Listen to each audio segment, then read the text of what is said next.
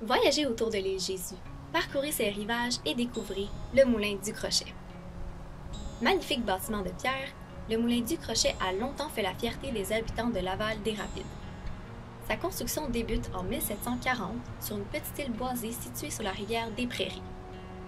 La configuration géographique de cet îlot lui permet de retenir, tel un crochet, les débris transportés par la rivière. Cette particularité explique le nom donné au moulin. Dès 1748, le moulin est en opération grâce au fort courant qui passe entre l'île Jésus et la petite île. Le débit de l'eau est accéléré par les rapides du Gros Saut situés en amont et en aval. Malheureusement, il est aujourd'hui impossible d'apercevoir ces rapides qui ont disparu, noyés par la hausse de l'eau provoquée par la construction du barrage de la Montreal Island and Power à l'île de la Visitation en 1930. L'érection de ce barrage marquera aussi la fin du moulin du Crochet qui sera démoli. Mais au 18e siècle, le courant est puissant et le moulin tourne à plein régime. Durant ses 180 années d'existence, le moulin est modifié à plusieurs reprises. En 1748, il mesure 60 par 30 pieds et contient 2 moulins à farine. À tous les printemps, le moulin est endommagé par les glaces lors de la débâcle. Complètement reconstruit en 1772, il possède alors 2 étages, 2 rangées de fenêtres, 2 moulins à farine et fort probablement un moulin à scie.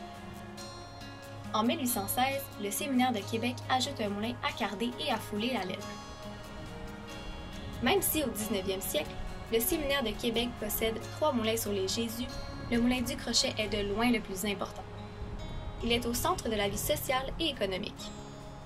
Au début du siècle, le séminaire relocalise le centre administratif de la seigneurie en faisant construire un nouveau manoir seigneurial adjacent au moulin du Crochet.